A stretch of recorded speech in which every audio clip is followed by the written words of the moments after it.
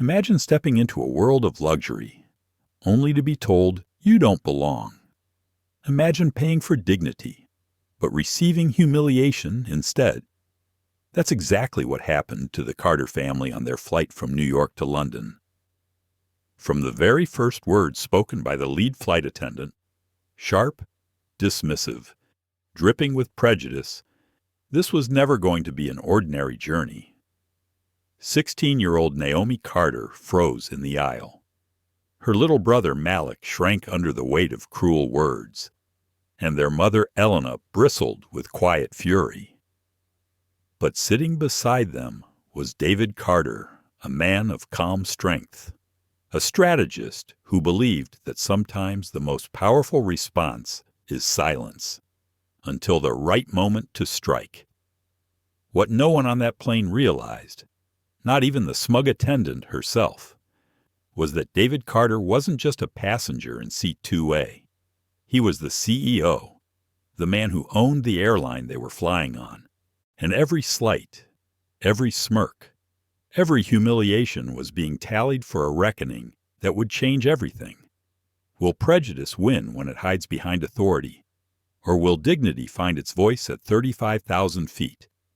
Stay with us, and before we dive into the full story, don't forget to like, share, and subscribe so you never miss stories that reveal truth, justice, and the power of standing tall. David Carter adjusted the cuff of his navy blazer as he stepped into the first-class cabin of Atlantic Sky Flight 742 from New York to London. His wife, Elena, followed just behind him with their 2 children, Naomi and Malik. The cabin should have been a sanctuary of calm, the kind of place where travelers were greeted with champagne and warm smiles.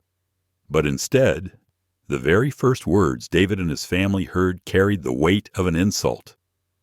"Sweetheart, economy's back that way." The voice came sharp and quick, tinged with a smirk that cut through the soft hum of the aircraft's ventilation system. Standing in the aisle was Clara Whitmore, the senior flight attendant, her posture stiff as she blocked the entrance with her manicured hand. Her blonde hair was twisted into a severe bun. Her lips painted a red that clashed against her pale skin. Naomi, just 16, froze mid-step. Her hand tightened around the strap of her backpack until her knuckles whitened. Her cheeks flushed not from embarrassment, but from the sting of being judged so openly in front of a cabin full of strangers. She wanted to speak, to say that she did belong here, but the words refused to move past her throat. Behind her, Elena Carter laid a gentle hand on her daughter's shoulder. She looked elegant in her tailored cream blazer, her presence quiet yet commanding. Elena did not need to raise her voice to make a point, but even she felt her jaw tighten at Clara's tone. Then there was David, 6 feet tall, broad-shouldered. His calm presence filled the narrow aisle. He said nothing, not yet. His face was composed, unreadable, but his eyes told a different story. He had learned long ago that silence could be sharper than any blade. Clara's gaze flicked over Naomi from head to toe, the smirk lingering at the corners of her mouth as though daring the family to challenge her. For a long second, the cabin air seemed to freeze. Passengers shifted in their wide leather seats, sensing the tension. Some avoided looking directly, turning their eyes toward their champagne flutes. Others leaned ever so slightly, curious to catch what might unfold. Naomi swallowed hard and held up her boarding pass like a shield. The cardstock trembled in her grip as though it might prove her right to exist in this space. Clara reached out with deliberate slowness, scanning the passes, seats 2A, 2B, 2C, and 2D, all clearly marked as first class. Clara's smile faltered, but did not disappear. "Right this way," she said, her tone stripped of the false sweetness she had used on the passengers before them. David placed a steadying hand on Naomi's shoulder. guiding her forward. He did not break his calm. To speak too soon would be to waste a lesson that needed to unfold. He knew from the moment Clara opened her mouth that she had made the gravest mistake of her career. But he also knew that exposing her for who she truly was required patience. As they moved down the aisle, Elena's hand brushed against David's. It was a subtle gesture, a signal they had used for years. It meant I see it too. It meant I am with you. The Carters settled into their seats. Plush, private suites awaited them, with sliding doors, wide screens, and folded blankets set neatly at the side. Everything about the environment whispered luxury. Yet the sting of Clara's words lingered like smoke that refused to clear. Naomi sat rigidly, trying not to look around at the strangers who had witnessed the exchange. Her heart pounded with a mix of humiliation and quiet anger. She wanted to disappear into the soft leather, to pretend it had never happened. But she couldn't. The words echoed in her mind. Economy's back that way. Malik, only 9, fidgeted with the seat controls, oblivious to the undercurrent. For him, this was an adventure. His first time flying across the Atlantic, his first time in a seat that reclined all the way flat. He didn't understand why his sister's eyes were downcast, or why his mother's lips pressed tightly together. David leaned back in his seat, folding his hands in his lap. To anyone else, he looked at ease. But inside, his mind was already moving. He tallied each slight, each word, each shift in body language. He had built his empire on discipline and timing, knowing when to hold back and when to strike. Business had taught him that lessons delivered at the right moment carried far more weight than those shouted in anger. Elena turned slightly toward him, her voice low, meant only for his ears. "She doesn't know who you are," she whispered. "That's the point," David murmured, his gaze steady on the aisle. "Let her show her true self first." Naomi glanced at her father. Confusion etched across her face. She admired his calm, but a part of her wondered why he didn't just shut it down. Why not tell this woman right away that he was not only a paying passenger, but the owner of the very airline she worked for? She didn't understand yet that silence was strategy. Across the aisle, a businessman in seat 1A lifted his glass of champagne. Completely unfazed, he had been greeted warmly, offered a choice of wines, and now sipped from fine crystal. Naomi noticed the difference and felt the burn of injustice spread deeper in her chest. David caught her eye, and with a faint, almost imperceptible smile, he leaned closer. "Some people," he said softly, "build their world on shaky assumptions. Don't let their foundation become yours." Naomi blinked, holding on to his words. But the sting didn't fade. She knew this was not over, not by a long shot. As the engines began to hum and the aircraft door closed, Clara moved gracefully through the cabin. Her voice was warm again, her laughter light as she chatted with the couple in seats 1C and 1D. She leaned in close, her gestures animated. Then, when she turned toward the Carters, her warmth vanished as if a switch had been flipped. David watched silently, his expression calm, but inside, he catalogued every detail. He had no intention of letting it slide. This was not just about service. It was about dignity, about what happens when prejudice collides with quiet, unshakable power. And David Carter was a man who always knew the exact moment to make his move. Naomi Carter sat stiffly in her seat as the aircraft began its slow taxi toward the runway. The weight of Clara Whitmore's words still pressed down on her chest. She had grown up in a household where her parents constantly reminded her that she belonged anywhere her mind and hard work could carry her. Yet here she was, barely a teenager, being told with a smirk that she was in the wrong place. She tapped her phone screen and opened her notes app. Her fingers hovered before typing a single sentence. Why do they look at us like we don't belong? Her mother, Elena Carter, noticed. Alona had a way of noticing everything. Years as a corporate attorney had sharpened her instincts. Now, after stepping back from law to focus on philanthropy, she still carried herself like a woman who saw the hidden structures of every room she entered.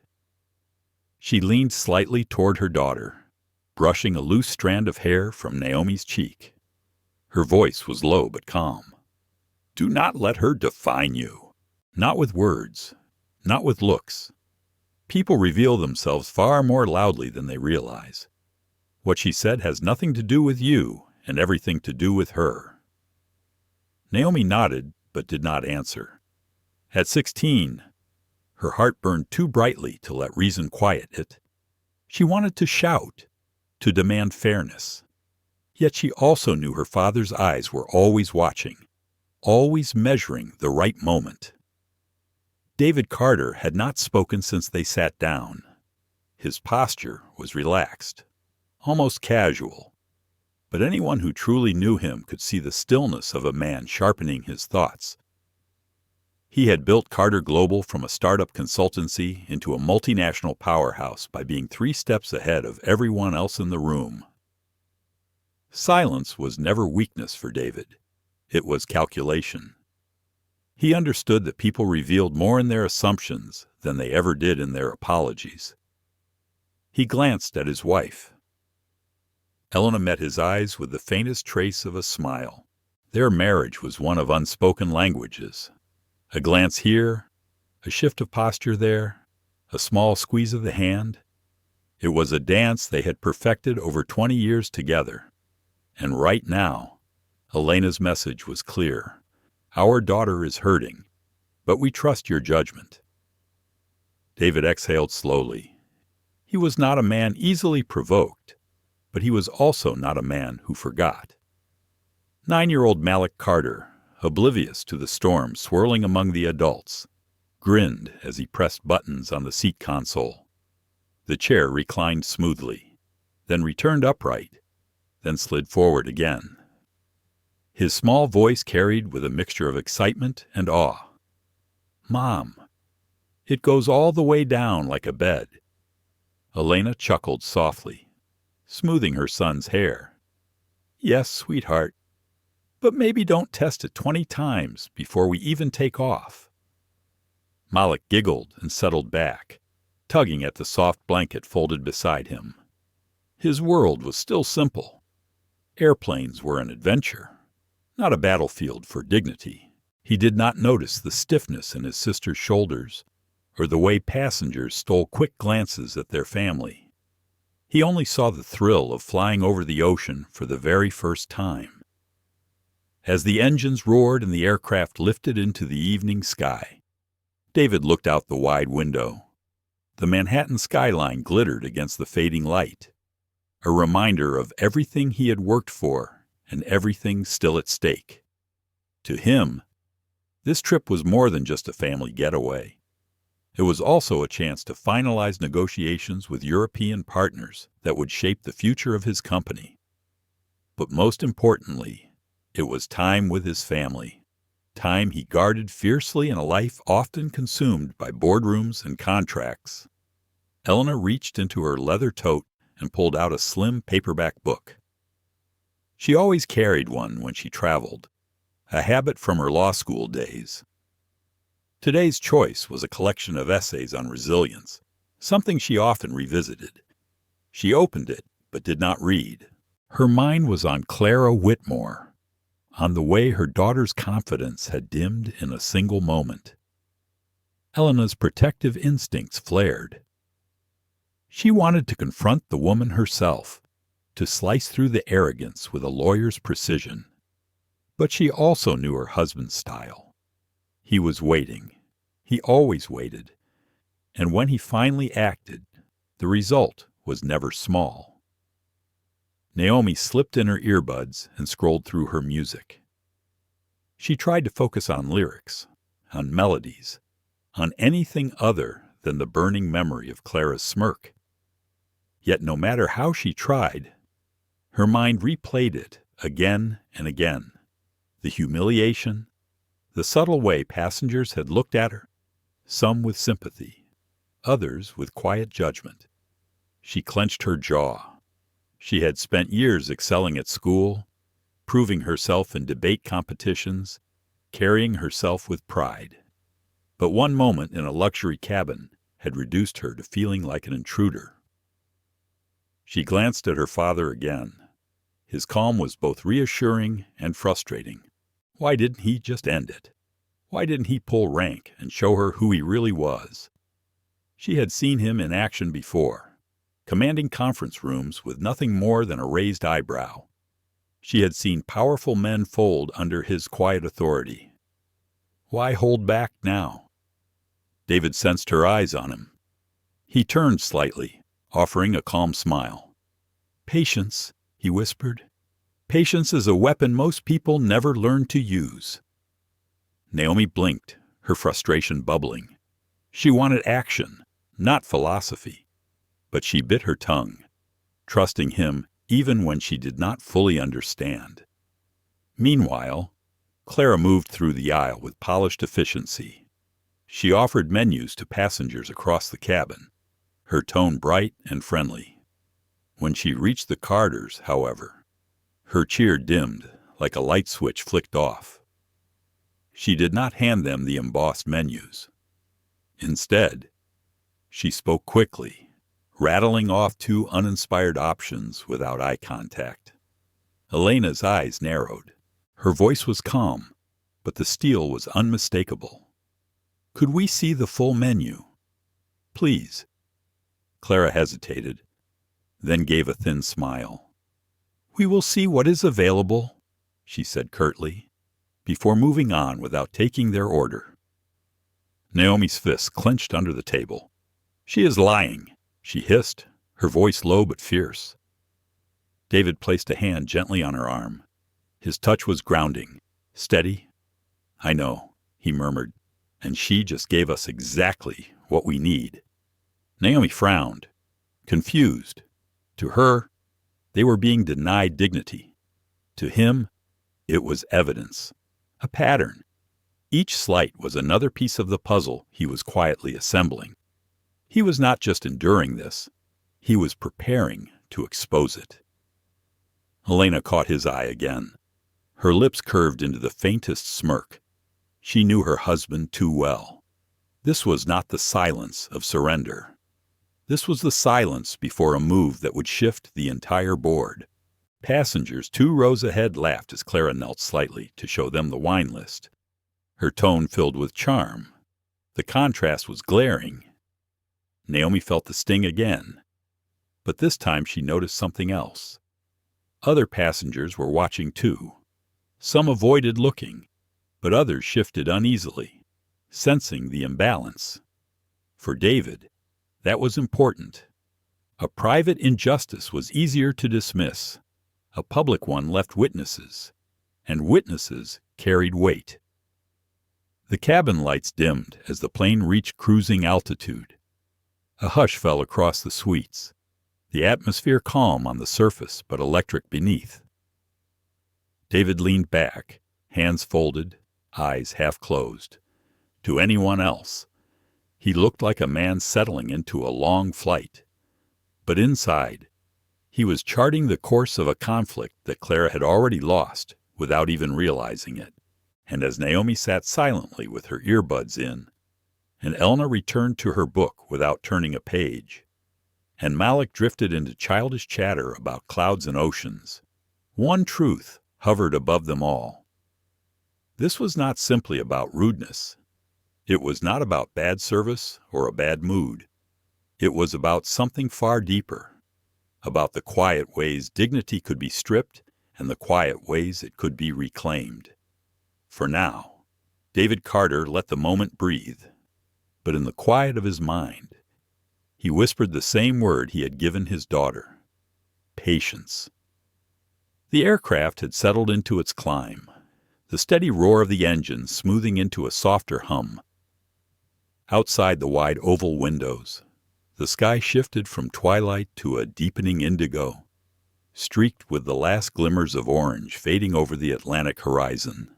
Inside, the first-class cabin glowed with soft mood lighting, casting a warm hue over the leather seats and polished wood accents.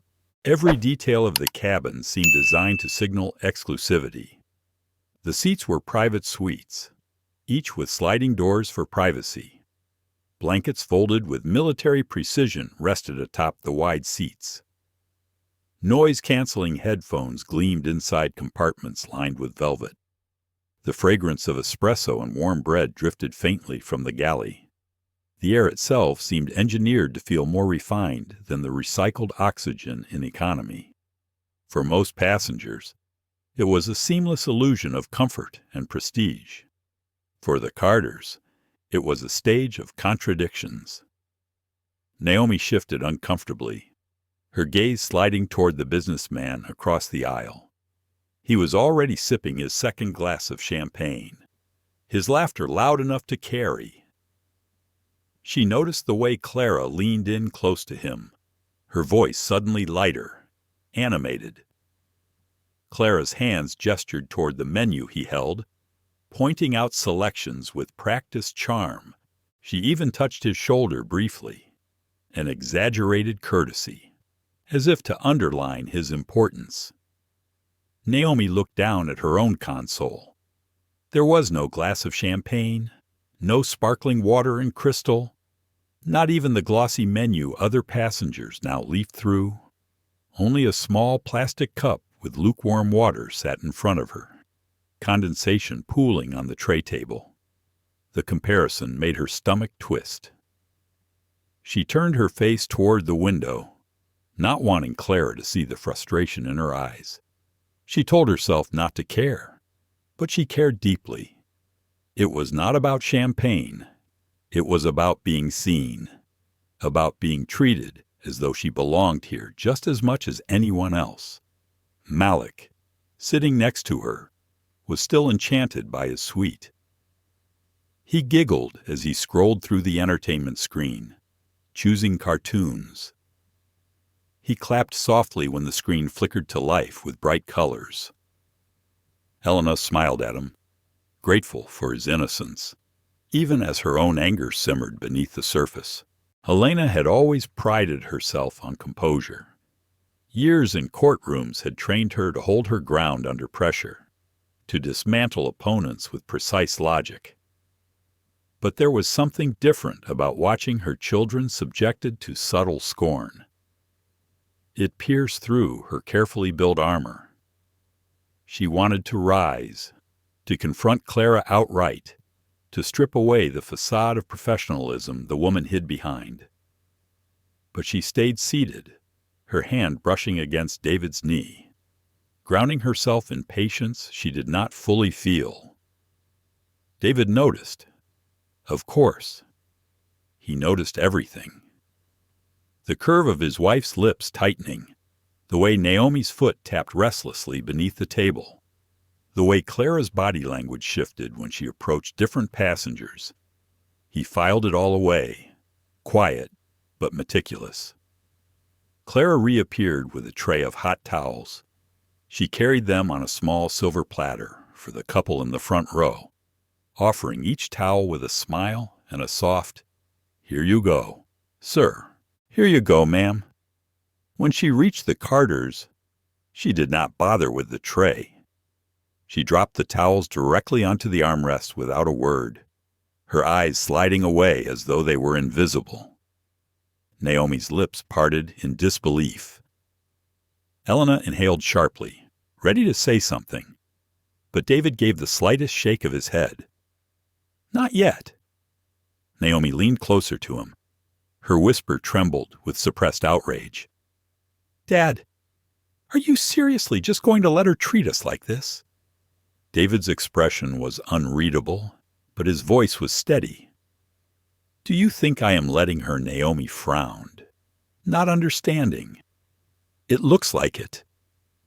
He leaned closer, his voice low. Every slight is another card she places on the table. The higher the stack, the harder it will fall. Let her build it. Naomi sat back, frustrated but quiet. She wanted to argue, but the weight of his certainty silenced her. Across the aisle, Clara continued her routine with animated warmth.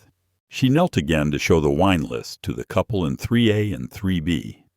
She laughed softly at their jokes, her hand brushing against the man's seat as though it were the most natural gesture in the world. The contrast could not have been clearer. Elna turned her face toward David, her voice soft but sharp. She is daring us to react. David nodded slightly. Exactly. Which means she has no idea who she is dealing with. The plane leveled out and the seatbelt sign chimed off. Passengers adjusted, some reclining, some already setting up laptops. The illusion of calm settled over the cabin, but for the Carters, the air felt heavier with every passing moment. Naomi tried to distract herself by pulling out a magazine from the seat pocket. She flipped pages without reading, her mind too clouded.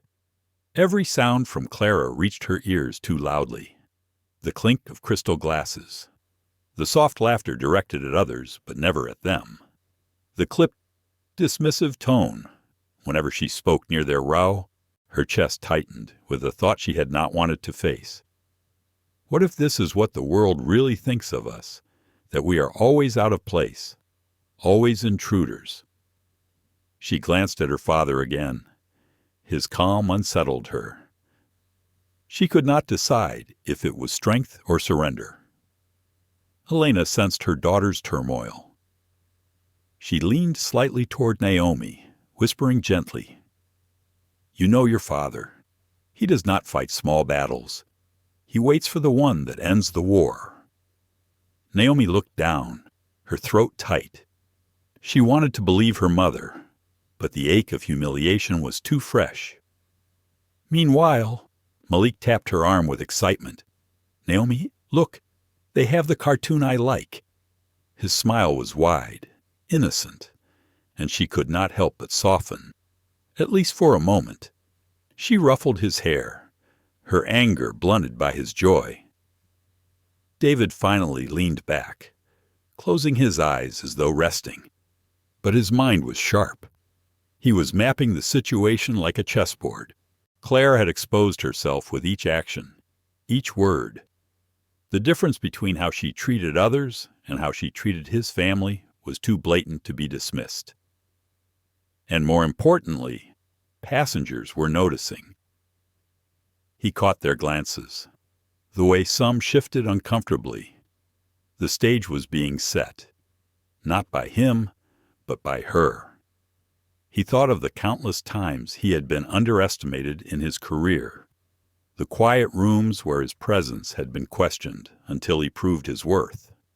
He had grown used to it, though it never lost its sting. But this was not about him. This was about his children. Naomi deserved to know she belonged without question. Malik deserved to grow up in a world where his innocence was not poisoned by prejudice. David opened his eyes, his gaze locking briefly on Clara as she passed by once more. Her smirk had returned, subtle but there, as though she had won something. She did not realize she had already lost. Naomi stared at him, searching for some sign. All he offered was the faintest trace of a smile, calm and unshaken. To Naomi, it was maddening. To Elena, it was familiar. To David, it was strategy. The contradiction of the cabin deepened. Luxury draped over every visible surface, yet dignity was denied in invisible ways. Comfort was advertised, but exclusion was delivered. For those who never faced it, the contradictions went unnoticed. For the Carters, they were impossible to ignore. And as the night sky swallowed the last trace of the horizon, David Carter made a quiet promise to himself. This would not end here. This stage of contradictions would soon become the stage of reckoning. Dinner service began with a quiet announcement over the cabin speakers. Passengers in first class were invited to choose from a curated menu featuring roasted lamb with rosemary glaze, seared halibut with citrus beurre blanc, or handmade ricotta ravioli. The descriptions alone carried an air of ceremony, as though the food itself was part of the luxury being sold. The scent of something rich and savory drifted from the galley, filling the air with promises of indulgence. Naomi's eyes flickered toward the rows ahead. She watched as Clara Whitmore glided toward a couple seated in 1C and 1D, presenting them with menus bound in leather. Clara's voice was honey-sweet, each word carefully wrapped in charm. The couple smiled, their heads bent over the menu as though they were guests at a fine restaurant. Clara lingered, pointing out wine pairings, her laugh floating through the cabin like soft music. When Clara reached the Carters, her demeanor shifted once again. The smile thinned, the warmth drained from her tone. She did not present menus. Instead, she stood stiffly in the aisle, pen poised, eyes refusing to meet theirs. "For you," she said flatly. "Pasta is the only option left. We are out of the others." Helena raised her eyebrows, her composure steady but her disbelief clear. "Already out?" she asked, her voice calm but clipped. Clara gave a tight nod. "Yes. Pasta or nothing." Naomi's jaw dropped. She had just seen Clara confirm lamb orders 2 rows ahead. The smell of roasted meat still lingered in the air. She wanted to shout, to call out the lie. Her lips parted, but before she could speak, her father's hand touched her arm lightly. "It's fine," David said softly. His voice was calm, steady, but his eyes never left Clara's. Clara scribbled on her pad and moved on without another word. Naomi stared at him in disbelief. "Dad, you saw I saw—" David interrupted gently. "I saw everything." She swallowed her protest, but frustration bubbled inside her chest. Why was he allowing this? Why didn't he stand up and tell Clara that she was wrong? Naomi's mind raced, her heart burning with indignation. She could feel her mother's quiet tension beside her, the way Elena's hand had curled slightly into a fist before she relaxed it again.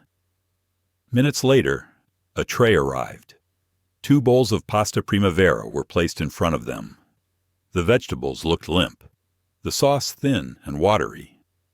Across the aisle, the businessman in 1A received his lamb with ceremony. The silver cloche lifted to reveal a perfectly plated dish, steam rising as Clara smiled and poured a glass of red wine. Naomi's fork clinked against her bowl. She could not even force herself to eat. Her stomach twisted with anger. "This is ridiculous," she muttered under her breath. Malik poked at his pasta with curiosity, unaware of the difference. To him, food was food, and he was too distracted by the novelty of eating on an airplane to notice the insult. He slurped a noodle and giggled when it splashed a bit of sauce on his napkin. Elena picked up her fork with deliberate calm, her every movement precise. She did not want Clara to see her flinch, did not want to give the satisfaction of visible frustration. But her silence was not surrender. It was a razor waiting for the right moment. Naomi's chest ached. She turned toward her mother, her whisper urgent. "We cannot just let her do this." Elena's eyes softened as she looked at her daughter. "We can," she said quietly, "because we decide what happens next, not her." Naomi wanted to believe it, but she could not shake the humiliation.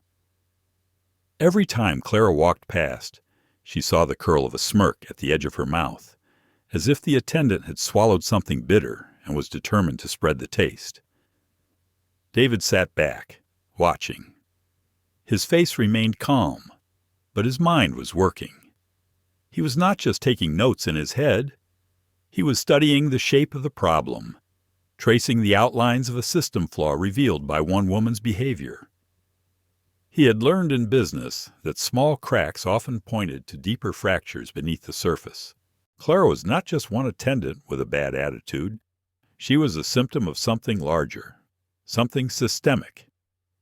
And he knew that when they landed, it would not simply be Clara who faced consequences, but here, in this cabin, the battle was still playing out.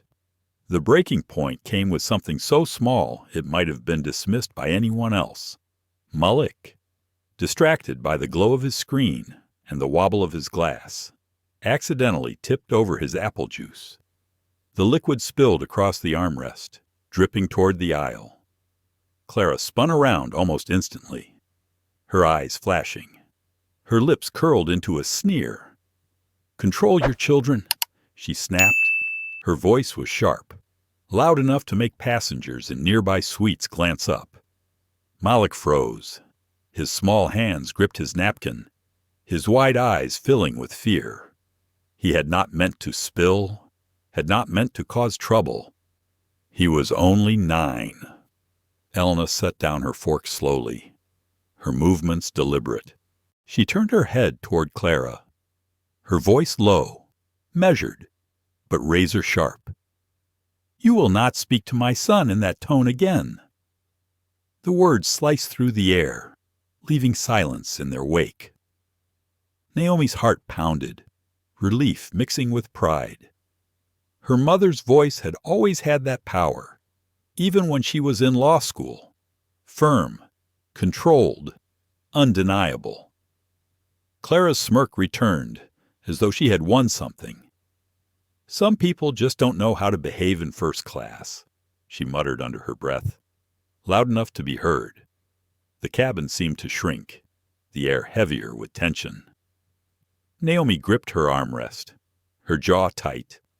Malik sat frozen, still clutching his napkin. Elena's eyes narrowed, but she remained poised. David leaned back in his seat, his lips curved into the faintest ghost of a smile, so subtle it could be missed. He knew what Clara did not. She had just taken one step too far. Naomi's anger burned in her chest. She wanted to leap to her feet, to shout, to tell everyone what Clara was doing. But then she saw her father's face, saw the calm behind his eyes, and she understood that something was coming, something bigger than a single outburst. Clara moved away, her steps brisk, her shoulders stiff. Elena reached for a napkin, dabbing at the spill on the armrest with precise movements, her eyes still locked on the aisle. Naomi leaned closer, whispering fiercely, "She cannot talk to us like that." "She can," Elena said softly, "and she just did. But remember what your father said. Patience." David placed his glass of sparkling water back onto the tray table, the plastic rim clicking softly. He turned his gaze toward Clara, who was now bending low to refill the wine glasses of passengers 2 rows ahead. Her laugh floated through the air, light and charming once again. He folded his hands. His mind was clear. Clara had already written her own ending. All he needed to do was decide when to turn the page. For Naomi, the wounds of the evening felt sharp and fresh. For Elena, they stacked like layers of ice, thin but impossible to ignore. For Malik, the moment was confusing, his innocence bruised by a sharpness he could not name. And for David Carter, it was no longer just about a meal or a tone of voice. It was about dignity itself, and about what happens when the quiet weight of prejudice collides with the calm resolve of power. The flight was only just beginning. The storm, he knew, was still gathering. The cabin settled into an uneasy rhythm as trays clinked. Forks scraped against plates, and wine glasses were refilled with deliberate grace. For most of the passengers, The flight unfolded like an evening at a high-end restaurant suspended in the sky. For the Carters, it was an exercise in restraint. Every passing minute carried another small reminder that they were outsiders in a space they had paid for just like everyone else. Naomi felt the sting of each moment more sharply than anyone else. She was 16, old enough to notice every slight, young enough to feel each one cut deep. She watched Clara lean down beside a woman in row 3, her voice light and playful as she described the wine selection. Clara's hand rested lightly on the passenger's shoulder, her smile wide as if they were old friends. When Clara turned toward the Carters, the warmth vanished. She didn't bend down to meet their eyes. She didn't linger to ask if they wanted dessert or coffee. Instead, she dropped 2 plastic cups of water onto the table without a word. The thud of plastic against polished wood echoed louder in Naomi's ears than it should have.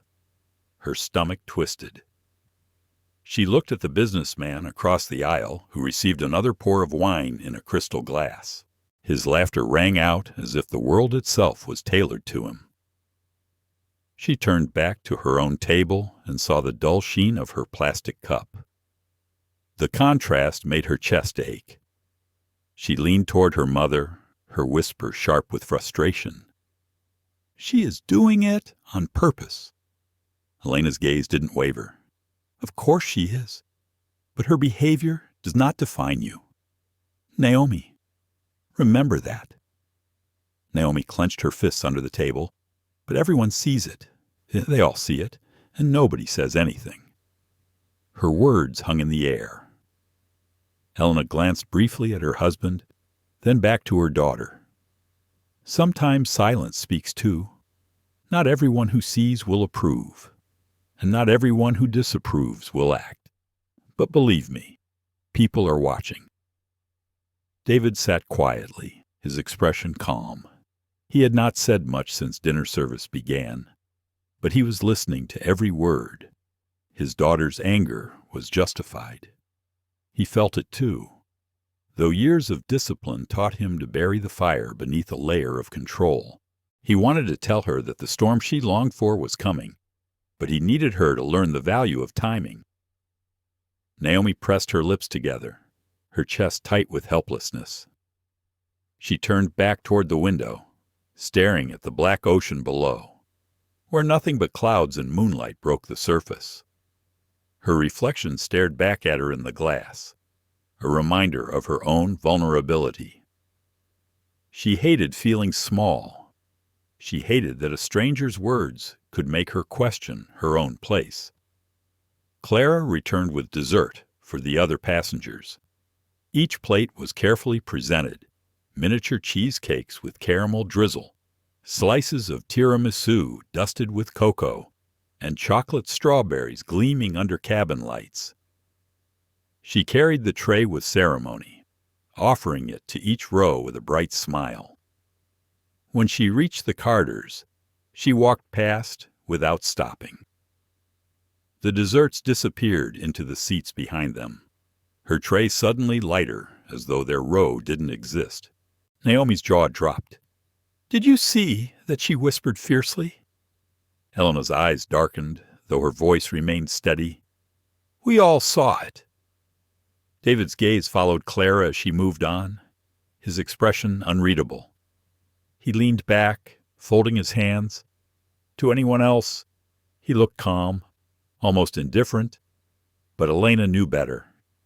She had seen that exact posture before in boardrooms, in negotiations, in the quiet moments before he dismantled an opponent without raising his voice. Naomi pressed her palms flat against the table. She wanted to shout, to demand an explanation. She wanted every passenger to hear what Clara had just done. But then she looked at her father, and something in his calm unsettled her. It was not surrender. It was something else, a kind of patience she could not yet master. Malik, meanwhile, sat with wide eyes, sensing the tension, but not understanding its depth. He tugged at his sister's sleeve. whispering, "Naomi, why didn't we get dessert?" Naomi's throat tightened. She wanted to tell him the truth. But how could she? How do you explain prejudice to a 9-year-old without breaking a part of his innocence? She forced a smile and said softly, "Maybe they just forgot." But Malik's small frown showed he wasn't convinced. Elena's hand reached across the table, brushing Naomi's arm gently. "We protect him," she whispered. "Let him keep his light as long as he can." Naomi nodded, her eyes stinging. She swallowed hard, forcing down the burn in her throat. Across the cabin, Clara laughed again, her voice carrying like a bell. Naomi's stomach knotted. She wondered what it must feel like to be on the receiving end of that warmth, to be seen as worthy of charm instead of contempt. She felt her confidence shrinking under the weight of exclusion.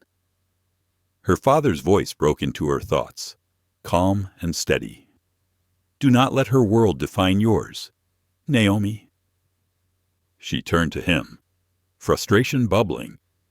"But it feels like she's winning." David's eyes were sharp, unwavering. "She is only winning if you give her the power to decide your worth. And she never had that power." Naomi bit her lip, torn between belief and doubt. She wanted to trust his words, but the ache of humiliation still throbbed. The hours stretched on. The cabin lights dimmed, a signal for passengers to rest. Some reclined fully into their beds, pulling blankets over themselves. The illusion of serenity filled the air. But for the Carters, the silence was heavy. Naomi couldn't sleep. She stared at the ceiling, her thoughts a storm. She thought about the way Clara had looked at her when they boarded, like she was lost. She thought about the way other passengers had turned their eyes away, unwilling to get involved. She thought about her younger brother, too innocent to understand, and her mother, composed but burning inside. She thought most of all about her father, sitting calmly beside her as if nothing had happened. Her heart pounded with questions. Why does he not fight back? Why does he sit so still while she humiliates us? Does he not feel the same anger I do? She turned her head to look at him. His eyes were closed, his breathing steady, but she knew he wasn't asleep. He was never asleep in moments like this. She could see the quiet calculation in the lines of his face, the way his fingers tapped lightly on the armrest. Naomi exhaled sharply and whispered, almost to herself, "I don't understand you." David opened his eyes slowly. He turned his head toward her, his gaze steady. "One day you will." The words lingered between them, heavy with meaning she couldn't yet grasp. She turned away again, frustrated but quiet. Elena shifted in her seat, glancing at both of them. She saw her daughter's turmoil and her husband's calm, and she knew the tension was reaching a breaking point. Clara had stacked slight upon slight, arrogance upon arrogance. Elena could feel the storm building, the air heavy with anticipation. In her mind, she counted the offenses, the smirk at boarding, the plastic cups, the denial of meals, the public scolding of her child, the desserts withheld. Each one was a cut, small but deliberate, sharp enough to wound. Together, they formed a pattern that could not be ignored. David had said patience was a weapon. Elena believed him, but patience had a limit, and Clara was racing towards it. Naomi closed her eyes, her fists tight under the blanket. She told herself she would not cry. She told herself she was stronger than that.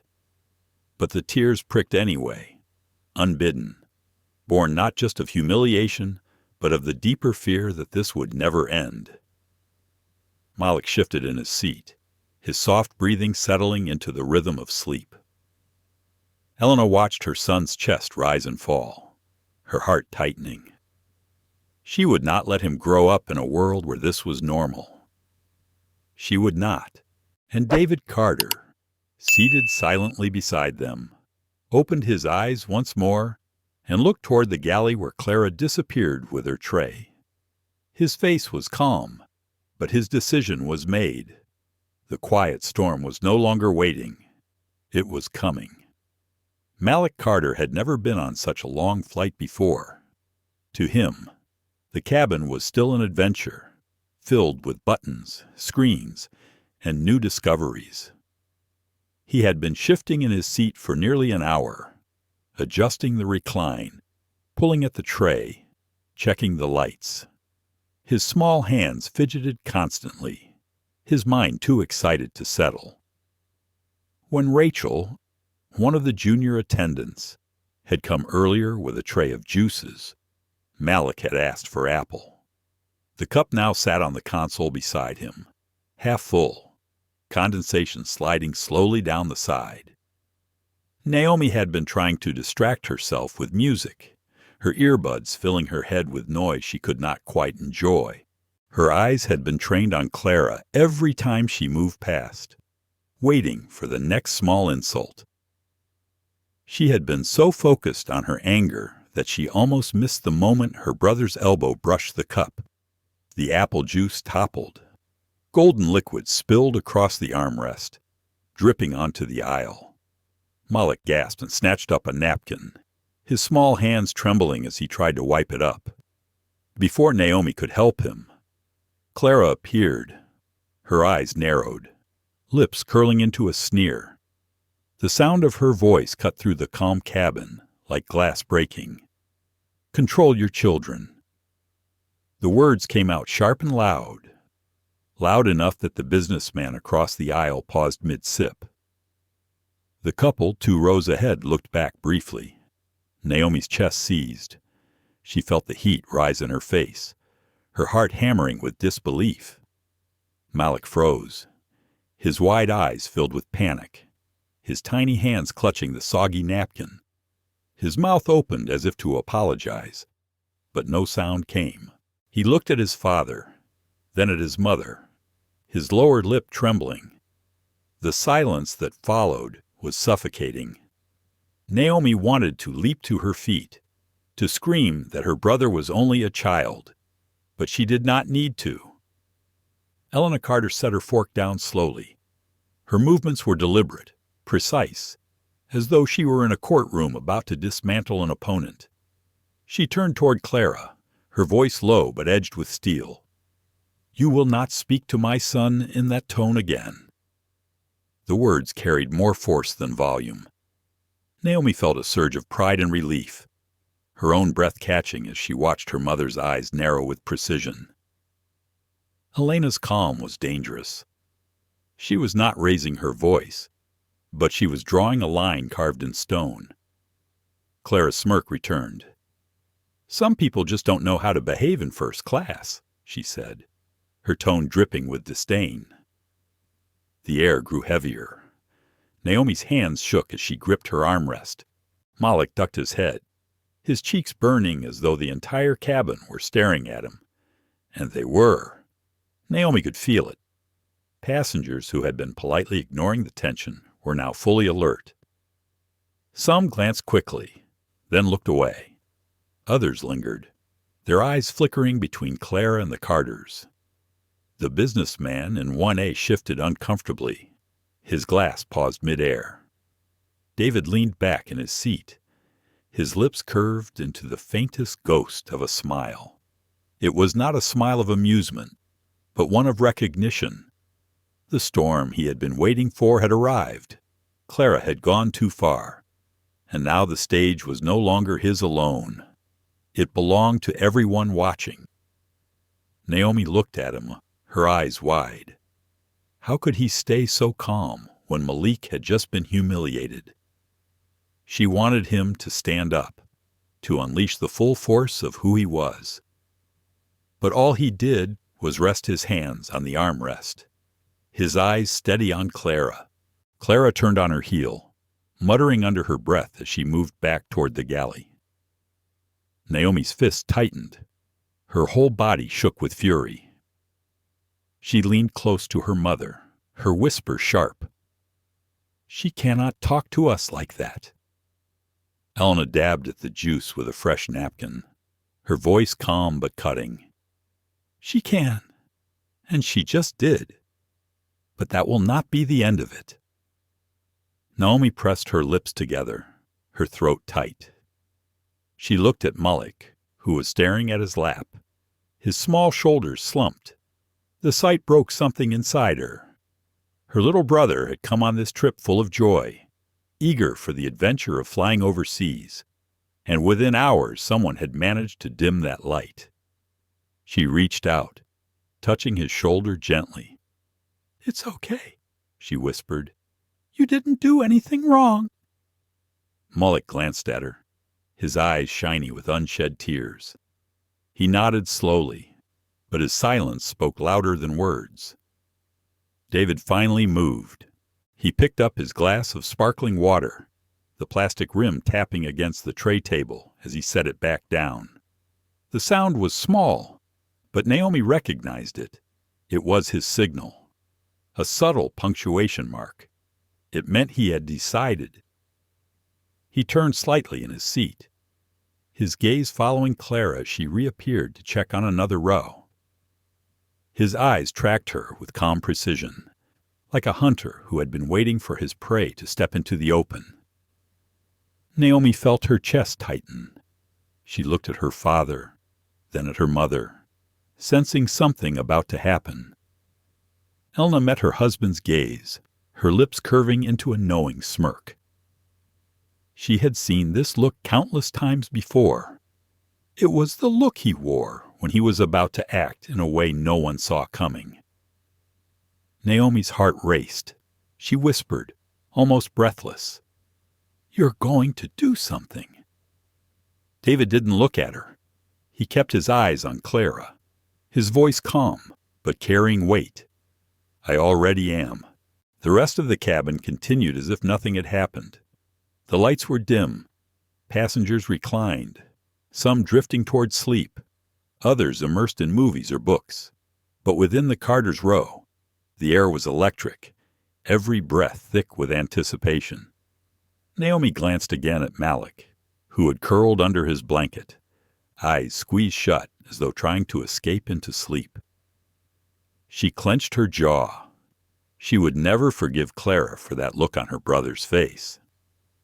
Elena's hand slid into David's for just a second, a silent acknowledgement. She did not need to ask what he planned. She only needed to know that he would not let this stand.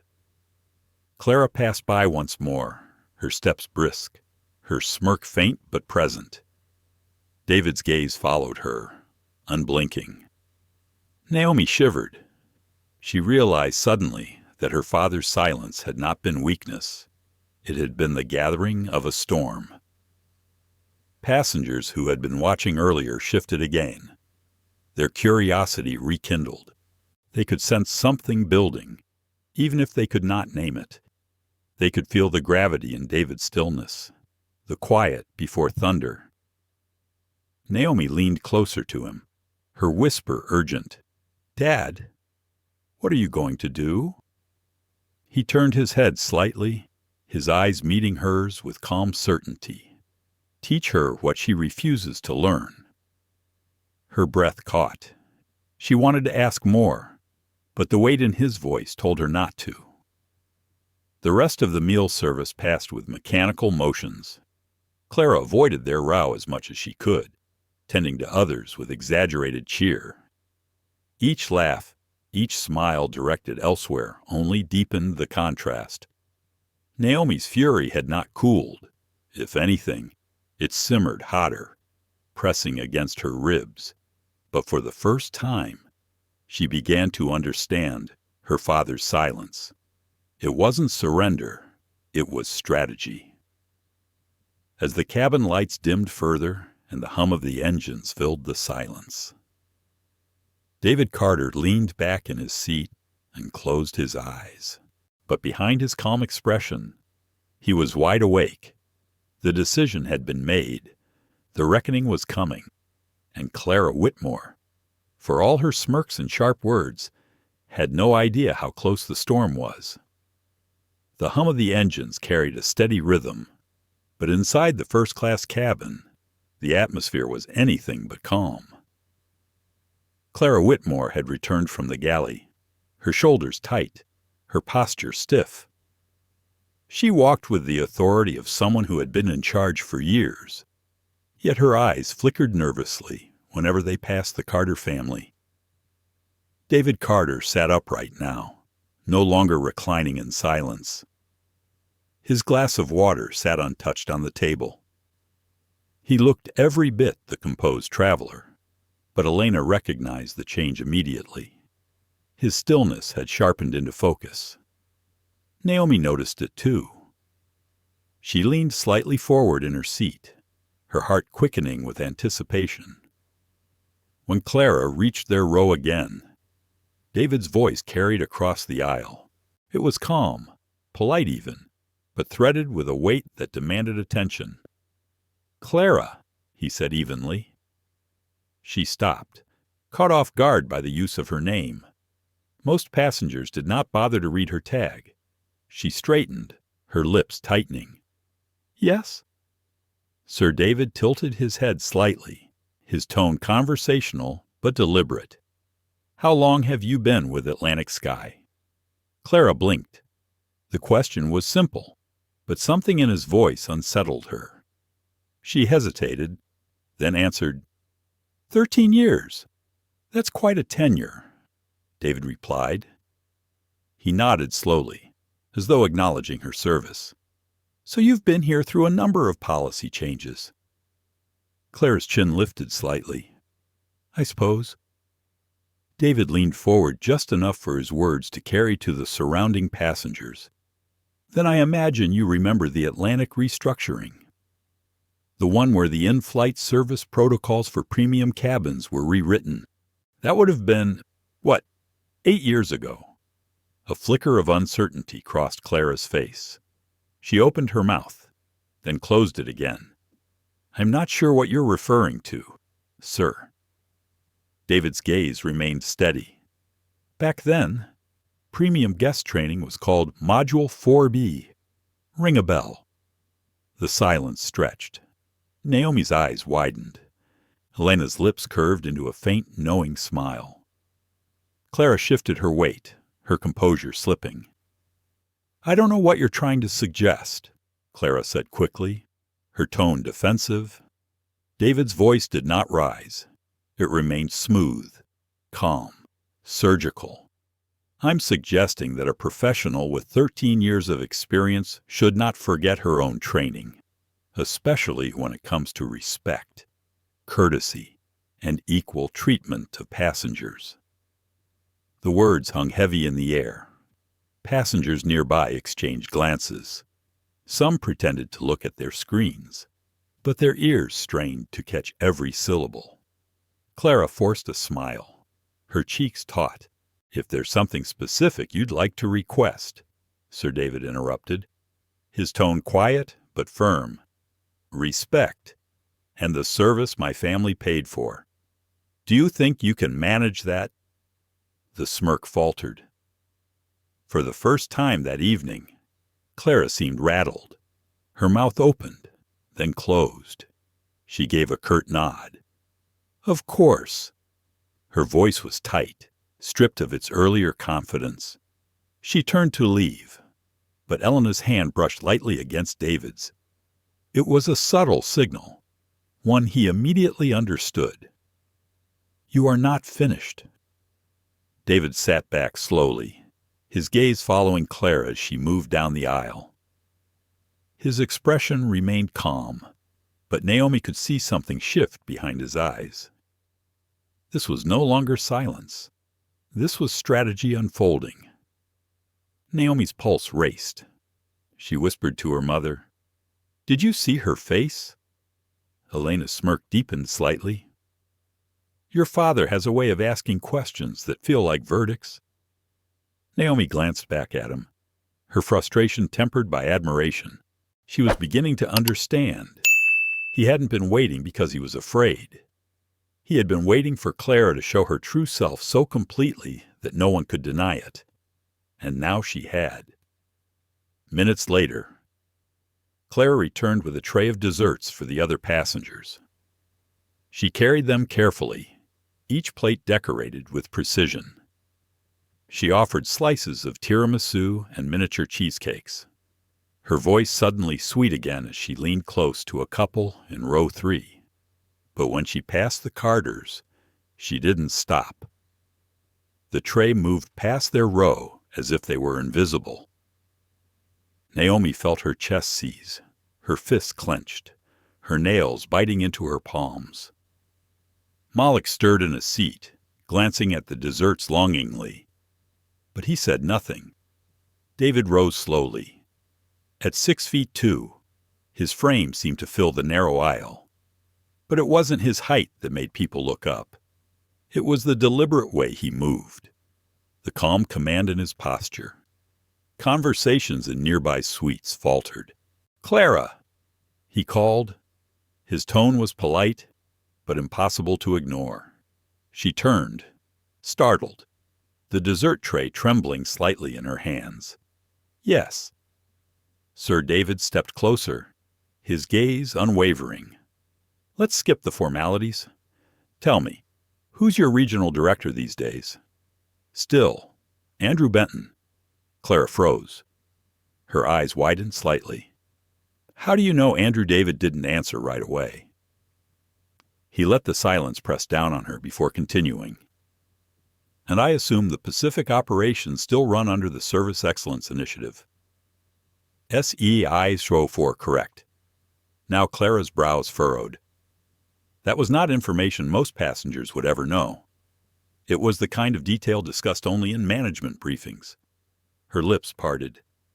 "You're not in the industry. Are you?" David's faint smile was sharp, controlled.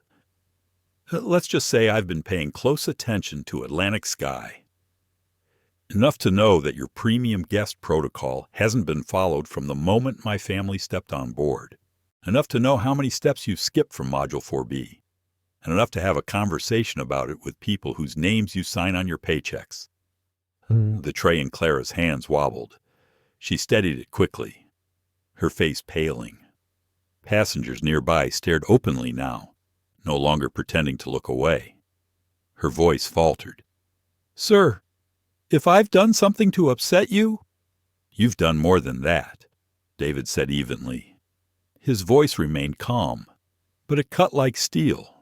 "But here's your opportunity to course correct before this becomes a career-ending conversation." Clara swallowed hard. "What do you want me to do?" David gestured toward his wife and children. "Serve my family what they paid for. Bring the salmon, bring the lamb, bring the wine list. And next time you speak to my children, you address them with the same courtesy you show every other passenger in this cabin. Can you manage that?" For a long second, Clara didn't speak. Her mouth opened, then closed again. Finally, she gave a short nod. "Of course," she said tightly. She turned and walked briskly toward the galley, her pace quicker than before. Helena leaned toward her husband, her voice low, her smile faint. "You're not done yet?" "Are you?" David sat back down, his eyes calm, his tone steady. "Not even close." Naomi sat frozen in her seat, her heart pounding. She had watched her father dismantle opponents in boardrooms, but seeing him do it here, in a place where she had felt powerless, lit something inside her. For the first time all evening, she felt a flicker of relief. Malik tugged at her sleeve, whispering softly, "Does this mean we get dessert too?" Naomi smiled faintly, brushing his hair back. "Yes, Malik, we will." The cabin seemed to hum with a different energy now. Clara's confidence had cracked. Passengers whispered quietly to one another. Their curiosity piqued. The Carters had gone from being invisible to becoming the center of attention. And David Carter, the strategist who always saw the board 3 moves ahead, had just made his opening move. When Clara returned from the galley, the tray in her hands carried salmon and lamb plated with perfect precision. The aroma of roasted herbs and citrus butter floated through the aisle as she set the meals down in front of the Carters. The plates gleamed under the cabin lights, each one covered until the moment of presentation. She placed them on the table without eye contact, her lips pressed into a tight line. Naomi noticed the difference immediately.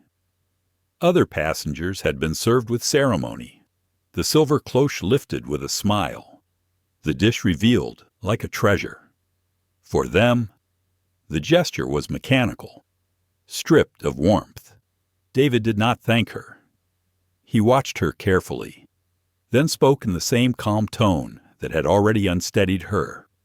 From this point forward, Clara, you will not be serving my family. Clara froze. Her eyes flicked toward him, disbelief flashing across her face. Excuse me. David folded his hands, his posture relaxed but commanding. Rachel will take over. You've made it clear you're unwilling or unable to provide the service we paid for. I've decided to make the change. Clara's cheeks flushed. Sir, I don't take orders from passengers. The faintest smile touched David's lips. You will today? The words carried like a strike across the cabin. Conversations faltered. A woman in row 3 paused with her fork in midair. Even the businessman in 1A tilted his head slightly, pretending not to listen, but very much listening. Clara's jaw tightened. If you have an issue, you can file a complaint after we land. David's voice did not rise. No, this is being addressed now. You will step away from this section. Rachel will continue service. That is not a suggestion. It's a directive. Clara's nostrils flared. A directive from who exactly? David held her gaze, the silence stretching long enough for her to feel its weight. Then he spoke evenly. From someone whose decisions can directly impact your career. And this conversation is already being documented in my mind for the report I'll be filing with your executive leadership team. Clara's lips parted, then closed again. For the first time that evening, she looked unsure of herself. She turned stiffly toward the galley, her heels clicking faster than before. Naomi exhaled sharply, a rush of adrenaline filling her chest. She whispered to her father, "That was incredible." David's eyes stayed on the aisle. That was only the beginning. Moments later, Rachel appeared. Her hands shook slightly as she placed fresh linens and crystal glasses on their table. Her voice was soft but steady. I'll be taking care of you for the rest of the flight. Helena offered her a warm smile. We appreciate your professionalism. Rachel. Rachel gave a small nod, relief flickering in her eyes. She poured sparkling water into crystal glasses, her movements careful, almost reverent. Naomi watched her and felt something inside her unclench. For the first time all evening, she felt seen. The shift in the cabin was immediate. The air seemed lighter, though tension still lingered like a storm cloud. Passengers whispered among themselves, their curiosity no longer concealed. Naomi caught a man in 2F glance at her father with quiet recognition, as if realizing that David was not an ordinary passenger. Clara, meanwhile, hovered near the galley, her posture rigid. Her hands adjusted trays that did not need adjusting. Her lips pressed so tightly they seemed bloodless. She had lost control of the narrative, and she knew it. Naomi leaned toward her mother, her whisper urgent. Do you think she'll try again? Elena's smirk returned. She already lost. Every move she makes now will only dig her deeper. David sat quietly, sipping from his crystal glass, his expression calm. But Naomi could sense it. He was far from finished. The rest of the cabin seemed to hum with anticipation. Passengers who had initially pretended not to watch were now openly glancing toward the Carters. Even the businessman in 1A shifted in his seat, his eyes flickering between David and Clara as though watching a performance he had not expected. Naomi felt a strange surge of pride. For the first time since they boarded, she no longer felt invisible. Her father had turned the humiliation into something else, into power. Rachel returned with dessert, this time placing a full tray in front of them. Cheesecake drizzled with caramel, tiramisu dusted with cocoa, strawberries dipped in chocolate. The presentation was careful, equal to what others had received earlier. Malik's face lit up. His small voice broke the tension. Finally. Naomi laughed softly, brushing his hair back. She felt tears sting her eyes. But this time they weren't from anger. David glanced toward Clara, who stood stiffly by the galley curtain. He spoke softly, almost to himself. "The facade is cracking." Naomi tilted her head. "What do you mean?"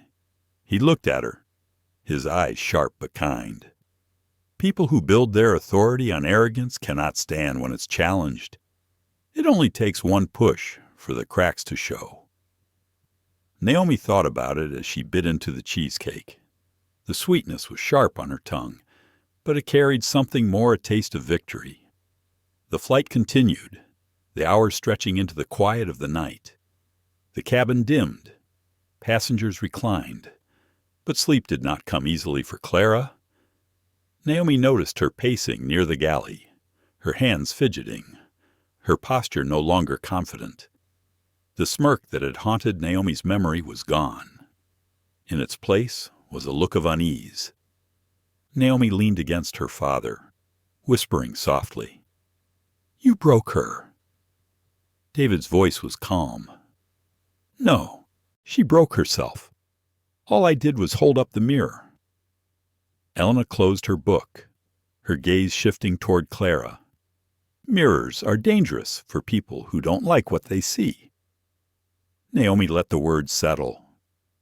She realized then that her father's silence had never been weakness.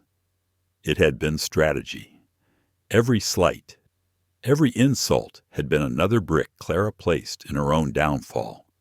And David Carter had simply waited for the moment to let the wall collapse. The passengers in the cabin would leave with their own stories. Some would talk about the confrontation. Others would remember the shift in service, the sudden change of attendants. But one thing was certain. No one would forget the moment when a calm, quiet man in seat 2A shifted the balance of the room without ever raising his voice. Naomi felt a rush of something she had not expected: hope. Maybe the world could change, if only because people like her father refused to let arrogance stand unchallenged. She looked at him, her whisper barely audible.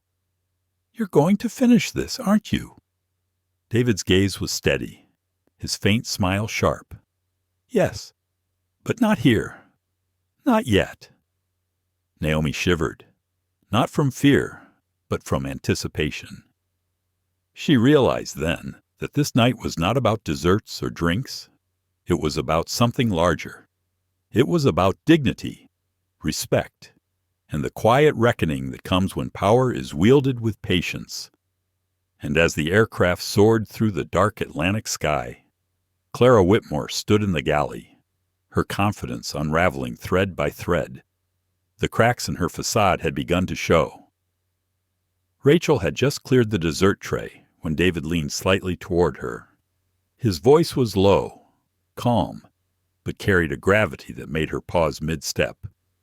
"Rachel," he said evenly, "could you let Captain Harris know that David Carter in 2A has a personnel issue in first class that requires his immediate attention?" Rachel blinked. The request was unusual. Passengers didn't summon captains mid-flight, especially not with that level of certainty. But something in David's tone silenced any hesitation. She gave a quick nod. "Yes, sir." Naomi's eyes widened. She leaned toward her father, her whisper urgent. "You're calling the captain." David's gaze stayed steady on the aisle. "It's time." Elena's lips curved into the faintest smile. She recognized the weight of those words. Naomi's chest pounded. She felt the shift, the way the energy in their small suite seemed to ripple outward. Rachel disappeared behind the galley curtain. Clara, who had been lingering nearby, caught the exchange. Her face paled, the last of her smirk vanishing. She fidgeted with the edge of her uniform jacket, her composure slipping further. 2 minutes later, the cockpit door opened. A tall man in his late 50s stepped into the aisle. His presence commanded silence instantly. Captain Robert Harris had the kind of bearing that made people instinctively straighten in their seats. His crisp uniform, silver hair, and calm stride carried authority that didn't need to be announced. He walked directly to David's row. "Mr. Carter," he said with a firm handshake. "I was told there's a service concern requiring my attention." David gestured calmly toward his wife and children. "My family boarded this flight expecting the level of courtesy Atlantic Sky claims to stand for. That hasn't happened. From the moment we entered this cabin, we've been subjected to deliberate disrespect and discriminatory treatment from your lead attendant." The captain's gaze flicked toward Clara, who stood frozen a few rows away. "Is that accurate?" he asked, his voice sharp. Clara spoke quickly, her tone defensive. "They've been difficult guess, Captain." Naomi's mouth opened in outrage, but her mother's hand on her arm kept her still. Elena leaned slightly forward, her voice calm but razor-edged. "The only thing we have been is patient." The captain studied Elena's expression, then Naomi's flushed cheeks, then Malik's small frame half hidden under his blanket. He turned fully toward Clara.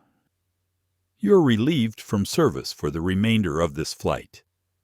Rachel will take over your section. Please move to the crew rest area immediately."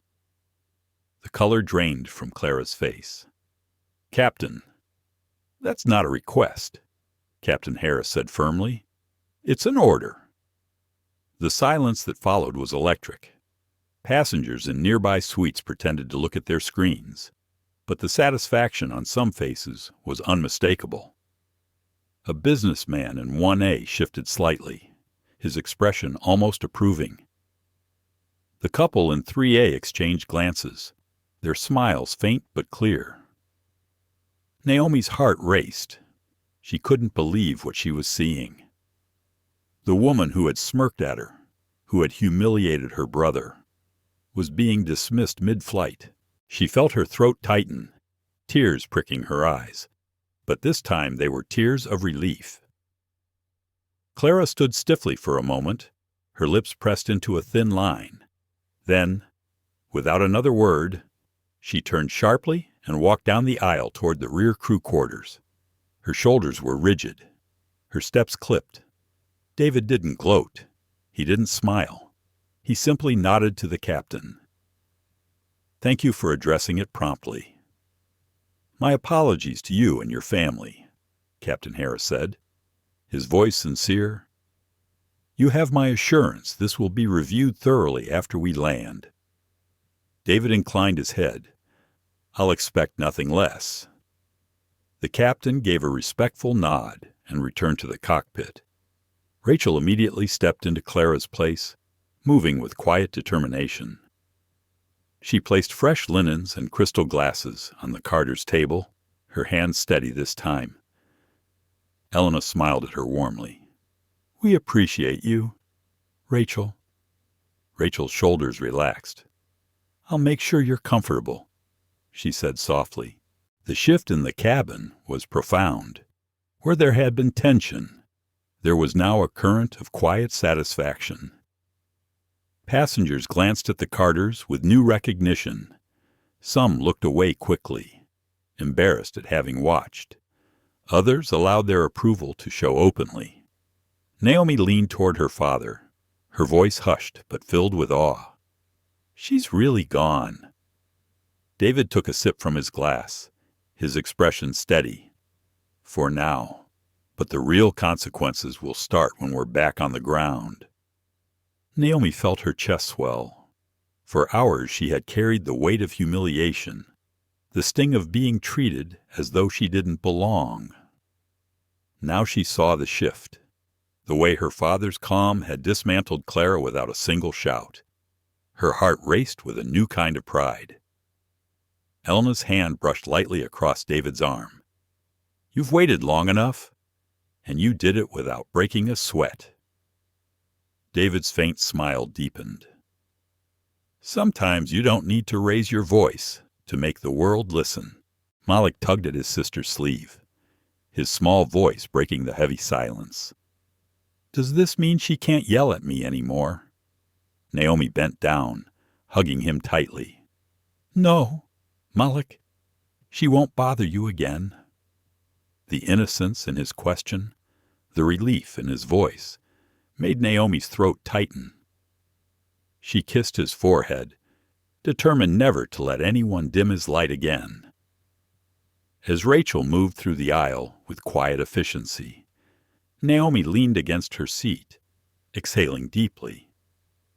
For the first time since boarding, she felt the tension in her chest ease, but she knew her father wasn't finished. She could see it in his eyes. Clara's removal was only the prelude. The real reckoning, Naomi realized, was yet to come. The plane soared on into the night, the cabin lights dim, the Atlantic stretching endlessly below.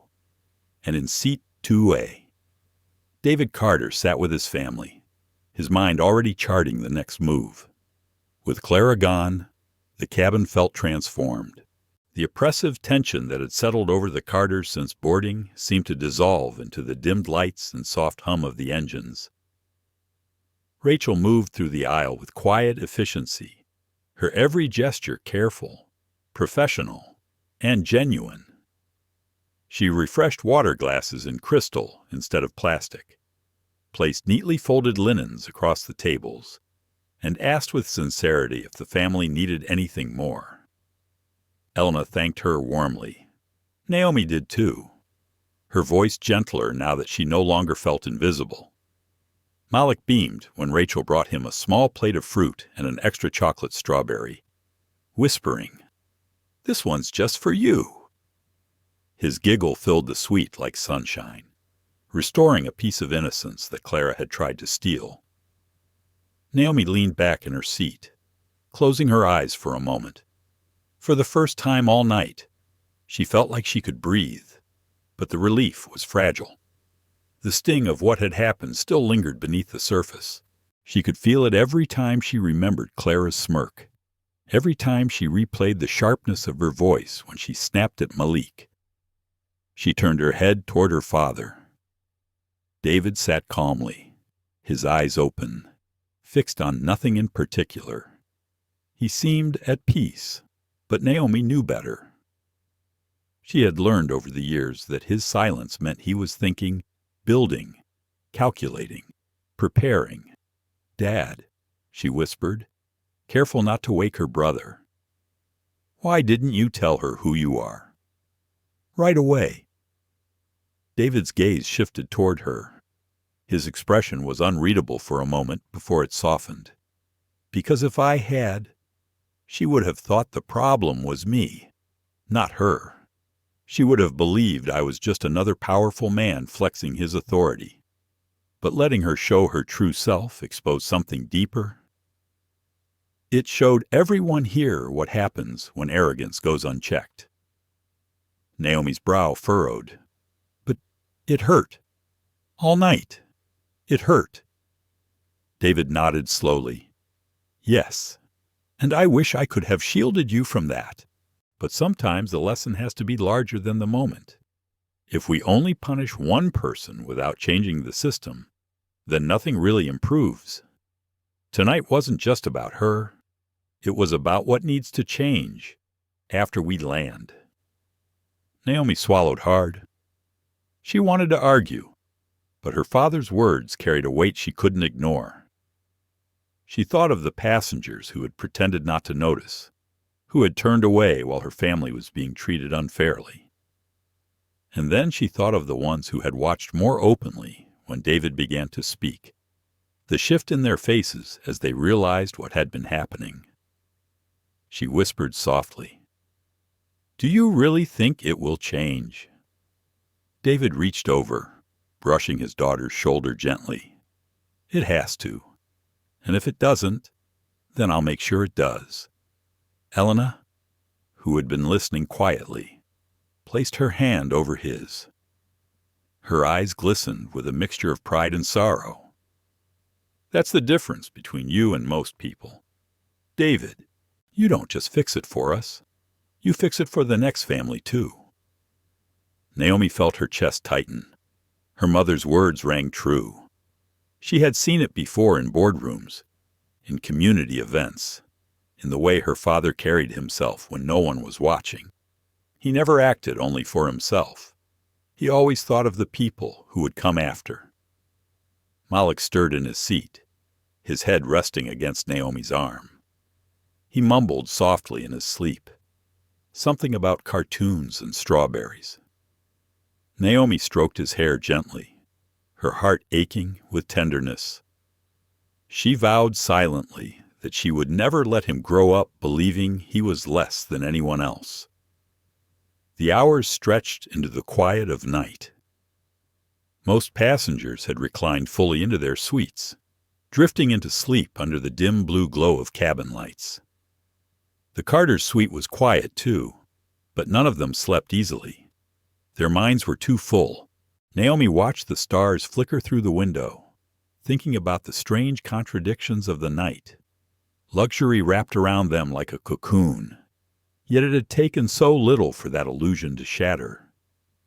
She wondered if every space of privilege carried the same hidden cracks, waiting to be revealed. David finally closed his eyes, though Elena knew he wasn't asleep. He was never asleep when there was work to be done. She leaned closer to him, her voice barely a whisper. "You're already planning the next step, aren't you?" He opened his eyes, meeting hers with a faint smile. "Always. What will it be?" David turned his gaze back toward the aisle. "This doesn't end on the plane. It ends in the boardroom, and it ends with change that sticks." Elena studied him, her lips curving into a soft, knowing smile. "Then I won't worry. Because you don't lose." Naomi shifted slightly, listening to their exchange. She felt a warmth spread through her chest, pride mingling with relief. Maybe she didn't fully understand her father's calm, but she understood now that it wasn't weakness. It was strength, the kind of strength that could move more than just one family's experience. It could shift the culture of an entire airline. The night deepened. Rachel checked in quietly, offering blankets and pillows, making sure the Carters were comfortable. Her presence was a balm, proof that kindness still existed even in a system where arrogance had thrived. Elena thanked her with genuine warmth. Naomi with a soft smile. Malik, half asleep, murmured a thank you too, making Rachel laugh gently. As Rachel moved on, Elena whispered, "She'll go far." David nodded. "She will. She just needs someone to clear the path." Naomi tilted her head. "You mean you're going to help her?" David's faint smile returned. "I'm going to make sure this company helps her. That's how change happens, not just by removing those who fail, but by lifting those who do right." Naomi's heart swelled again. She leaned back against her seat, staring at the ceiling. Maybe the world really could change if enough people believed in making it better. The engines droned steadily, carrying the aircraft closer to dawn. Outside the window, the first faint light of morning began to creep across the horizon, painting the clouds with pale streaks of gold. Naomi sat mesmerized, watching the darkness fade. It felt symbolic, as though the night of humiliation was giving way to the light of something new. Elena pulled the blanket tighter around Malik's small frame, brushing his hair back tenderly. She glanced at David again, her voice quiet but certain. Tomorrow begins something bigger, doesn't it? David's eyes stayed on the rising light outside. Yes. Tomorrow begins change. The cabin remained hushed, passengers cocooned in sleep. But in row 2A, the Carter family sat awake, hearts heavy but spirits steady. They knew this night was not just about them. It was about dignity, about respect, about ensuring no family would ever again be told they didn't belong where they had every right to be. And as dawn broke over the Atlantic, David Carter closed his eyes not to rest, but to prepare. The first hints of dawn filtered through the oversized windows as the Atlantic Sky Boeing 787 began its slow descent into London. The cabin stirred awake, passengers stretching beneath blankets, attendants moving softly through the aisles with trays of fresh fruit, pastries, and steaming coffee. For most, the flight had been uneventful luxury, an interlude of comfort before the business of the day began. For the Carters, it had been something else entirely, something that shifted the air around them in ways impossible to ignore. Rachel moved gracefully, setting down breakfast for Elena and Naomi, placing a steaming cup of coffee in front of David with a gentle smile. Malik yawned, rubbing his eyes before brightening at the sight of croissants and orange slices. "Morning already?" he asked sleepily, his voice still thick with dreams. Naomi chuckled softly. "Yes. Malik. Almost there." She broke a croissant in half and slid the piece onto his plate. It felt almost normal. Almost. Until the curtain near the galley opened. Naomi's breath caught. Clara stepped into the cabin, but she was no longer in her crisp navy jacket, the uniform that had carried an air of authority. Instead, she wore the plain red smock assigned to junior crew, her hair slightly undone, her posture smaller than Naomi had ever seen it. The sight was jarring. Passengers glanced up, some blinking in surprise, others whispering quietly. Clara avoided eye contact as she moved down the aisle, carrying a tray of plastic cups filled with orange juice. She stopped at row 5, setting them down mechanically, her voice flat.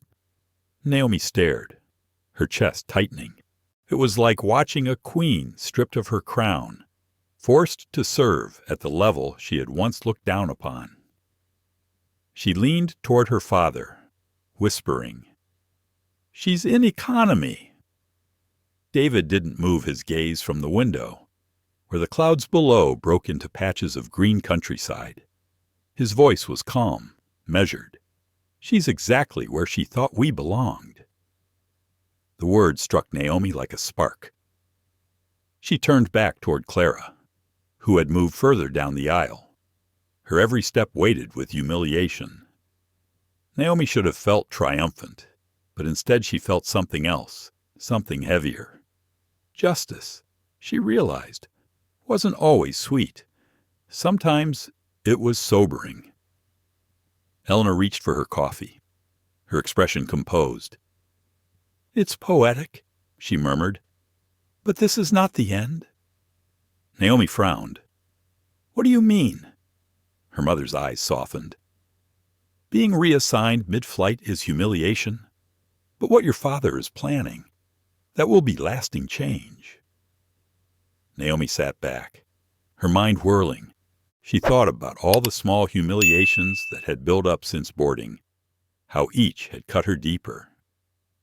Seeing Clara stripped of her seniority should have felt like victory, and in some ways it did.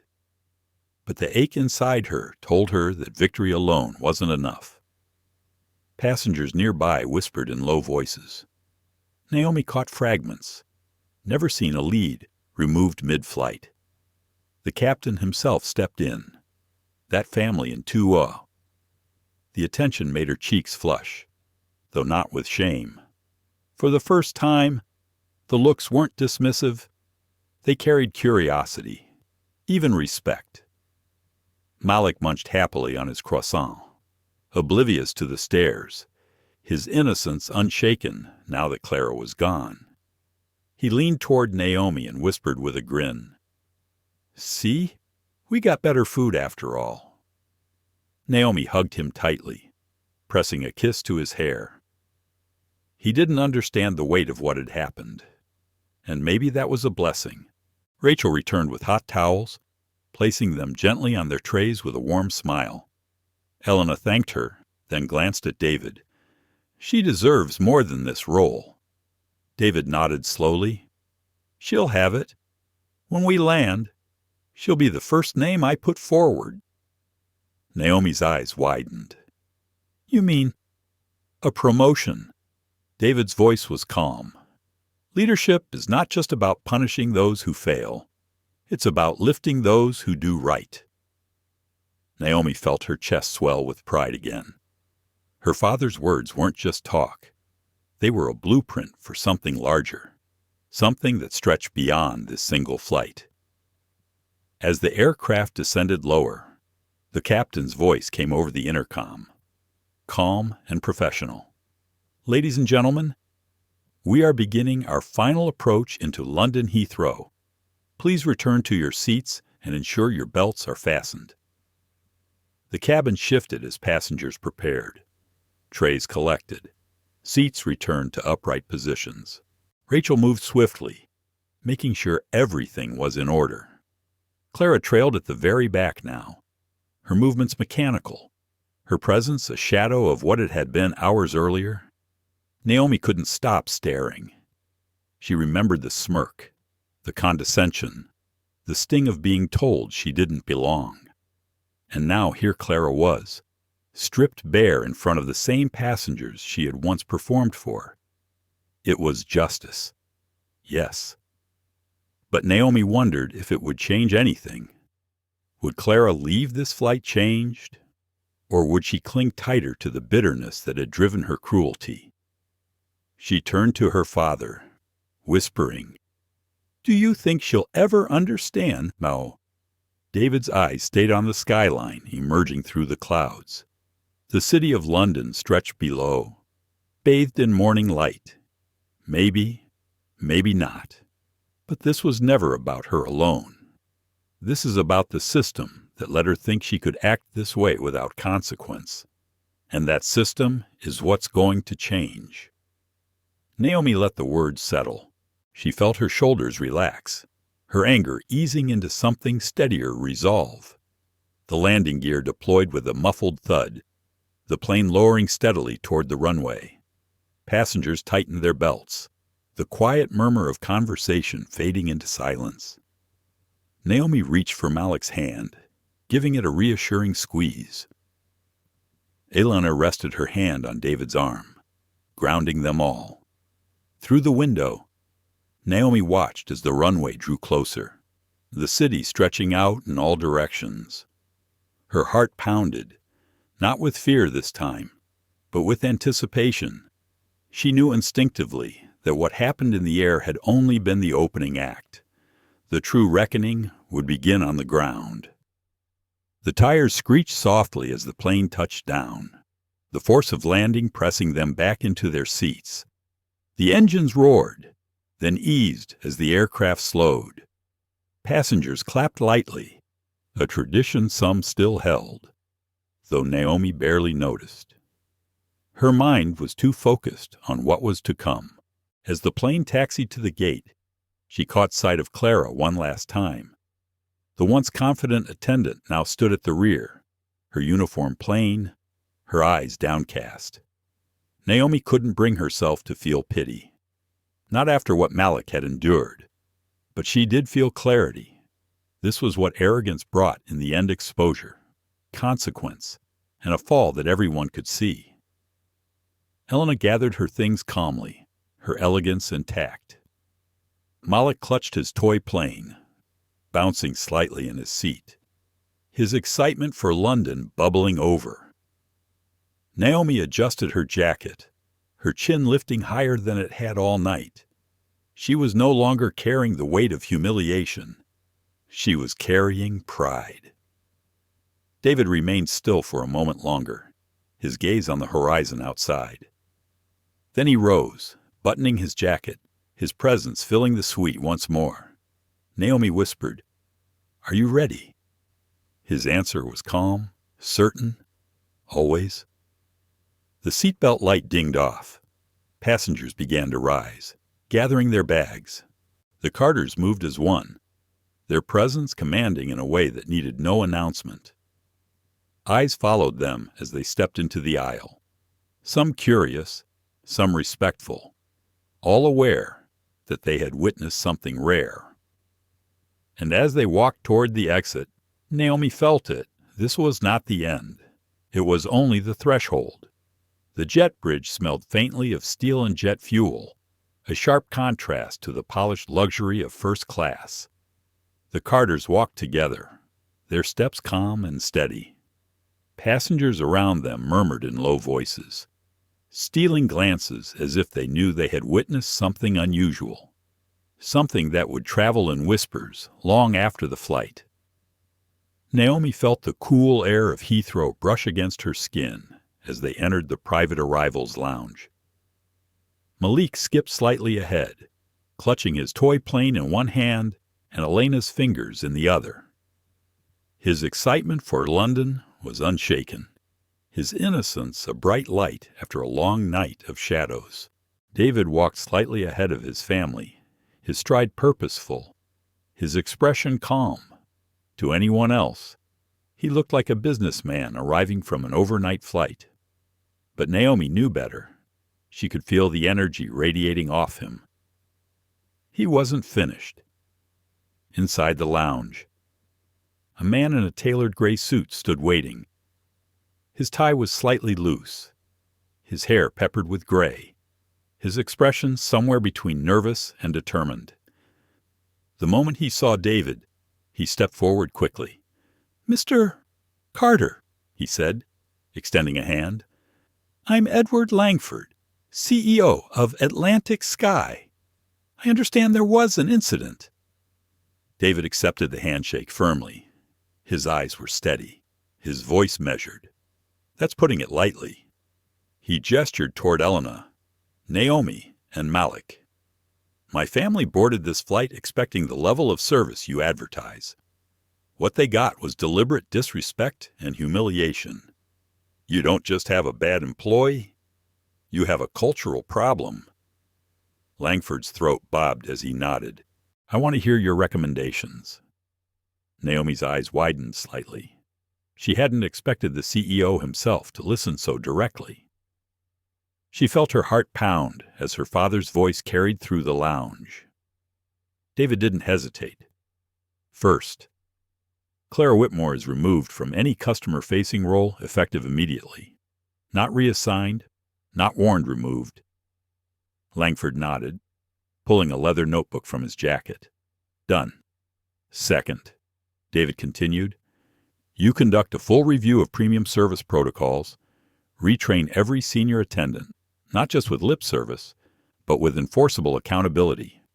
"Agreed," Langford said, jotting notes quickly. "Third," David said, his voice firm, "you launch a diversity and inclusion program with real authority, not a checkbox exercise. A program with teeth, measurable results, and leadership buy-in." Langford hesitated for only a second before nodding again. "It will be done." David's tone softened slightly, but the steel remained. "And one more thing. You're going to implement a new initiative. Call it Elevate, a mentorship and training pipeline for underrepresented staff to move into leadership roles." He turned slightly, gesturing toward Rachel, who had just entered the lounge, standing uncertainly at the edge. "Rachel Kim will be your first candidate. Promote her to lead attendant on her next flight, and get her into management training." Langford glanced at Rachel, then back to David. Something shifted in his expression. the weight of both obligation and opportunity settling on him. He gave a firm nod. "Consider it done." Rachel's eyes widened, her lips parting in shock. She looked from David to Elena, then to Naomi, her hands trembling slightly. Elena gave her a reassuring smile. Naomi felt her throat tighten, tears threatening to spill. For the first time that night, Naomi saw not just justice for herself, but hope for someone else. Elena placed a hand gently on David's arm. Her voice was soft but certain, turning a bad night into a better future. That's the way to do it. David glanced toward the wide lounge windows, where another Atlantic skyjet was lifting into the pale morning sky. His voice carried calm authority. "If you want a company to rise, you start by making sure everyone on board is treated with the dignity they deserve." Langford extended his hand again, this time with more conviction. "You have my word. Mr. Carter, things will change." David shook his hand firmly. "See that they do." Naomi watched, her chest swelling with pride. The humiliation of hours before seemed distant now, overshadowed by the quiet power of her father's resolve. She glanced at Malik, who was spinning slowly with his toy plane, blissfully unaware of the weight of the moment. She looked at her mother, poised and radiant as always, her eyes glowing with pride in her husband, and she looked at her father, the man who had turned silence into strategy, strategy into justice, and justice into change. The Carters gathered their bags and moved toward the exit. Outside, London spread before them, bustling and alive, the skyline glittering under morning light. The city hummed with possibilities, but Naomi's mind was still on the night sky over the Atlantic, on the lessons she had learned. She tugged gently at her father's sleeve. "Dad." He glanced down at her, his eyes warm. "Why didn't you just end it quickly? Why let it go on for so long?" David's expression softened. "Because sometimes the world needs to see the problem for itself. If I had ended it right away, no one would have learned anything. But by letting her expose herself, every person in that cabin witnessed the truth. And now they can't unsee it." Naomi nodded slowly, her chest tight. "So it wasn't just about us." David's hand rested lightly on her shoulder. "It never is." Helena smiled, brushing a strand of hair behind Naomi's ear. "That's what it means to lead, not just to win the fight, but to make sure the people who come after don't have to fight the same battle." Naomi swallowed hard, her eyes stinging. She thought about Malik, about Rachel, about the next family who might step into first class and be told they didn't belong. And she felt something new take root inside her resolve. As they stepped into the cool London air, David took Elena's hand. Naomi walked close beside them, Malik skipping happily ahead. The family moved forward together, strong, unshaken, carrying with them the weight of what had happened and the promise of what would come next. Naomi looked up at the vast sky, streaked with pale morning clouds. She thought about her father's calm, her mother's steel, her brother's innocence, and her own fire. And she knew this was more than a story about a flight. It was a lesson she would carry for the rest of her life, because dignity wasn't a luxury. It was a right, and on that flight, in that cabin, the Carters had reminded everyone of it. As the Carters stepped off that plane, it wasn't just the end of a long flight. It was the beginning of something greater. Clara Whitmore, once confident in her cruelty, had been stripped of her authority for the world to see. Rachel Kim, the attendant who chose kindness, was lifted into opportunity. And David Carter reminded everyone watching that true power isn't about domination. It's about dignity, respect, and leaving the world better for those who come after. Naomi carried with her a new understanding of strength, that silence can be strategy, patience can be power, and justice is most profound when it changes not just one moment, but the entire system behind it.